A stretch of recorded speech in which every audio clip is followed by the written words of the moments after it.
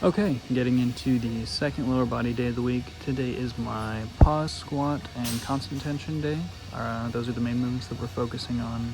Here are the last two warm-up sets at 315 and then 365.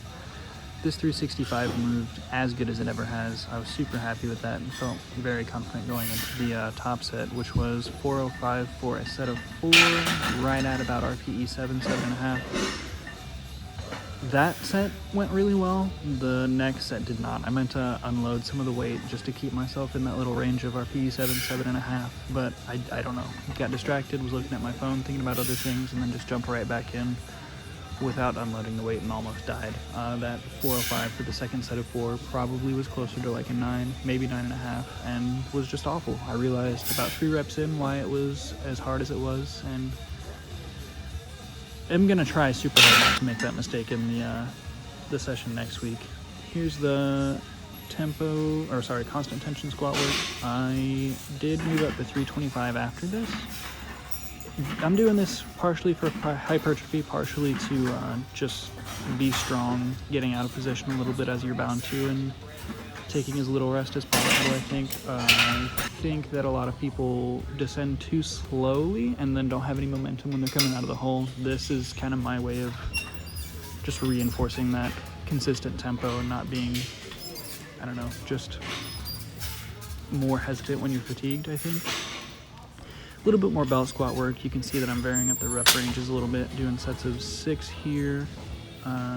Still maybe pulling myself forward a little bit. Really tried to limit it. I think it just looks like I am for the most part, because obviously I have to hold on to the safety.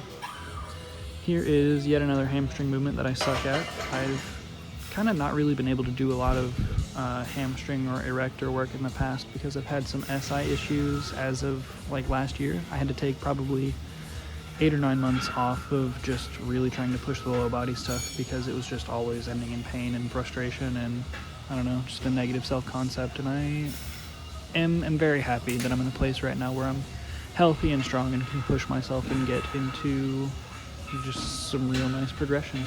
I think this will contribute to me getting that squat up safely tucked into the 500s by this next meet. Hopefully deadlift a little closer to mid or high 5s. I think that would be super sweet. 185 was the top set here. I really had no idea where to start, so we just went plate, conservative jump.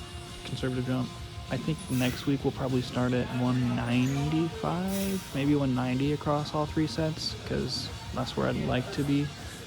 I'm trying to set goals for this. I think 2 plates is obviously the next, I don't know, little milestone there, but we'll see. I don't know if that's going to be a 2 or 3 week thing or like a 6-week progression. We'll just have to get some exposure to really know. I was very sad whenever I realized that I had programmed some beltless RDLs. I thought that I was going to be able to move on to my like single joint or bodybuilding type work, which, I mean, I guess this stuff is, it's all hypertrophy at the end of the day. Beltless RDLs are hard. Again, I haven't been able to do any kind of RDL or a straight leg deadlift variation at all. Conventional patterns have just yielded me pain over the past year, but not anymore. Now we're getting fearless. This would normally be my tricep movement of the workout, but I kind of want to look like I lift a little bit more than I want strong triceps. I think having some nice, juicy lateral delts will just help me kind of look thick up top. Some friends running around in and out of the shot. Almost got killed by that barbell.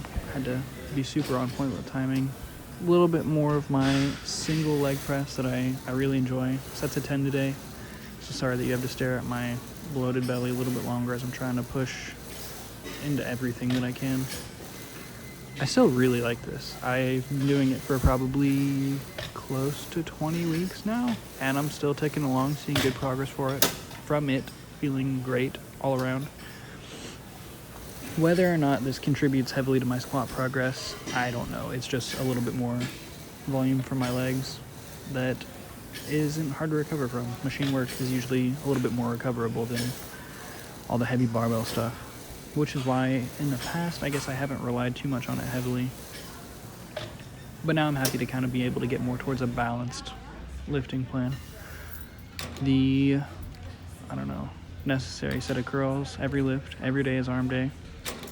Hopefully I don't get sued or copyrighted for that. This is kind of my first exposure to this curl variation as well. I had supinated curls of some type. I thought I was going to do dumbbell, but I don't know. Didn't want to go set up my camera at the dumbbell.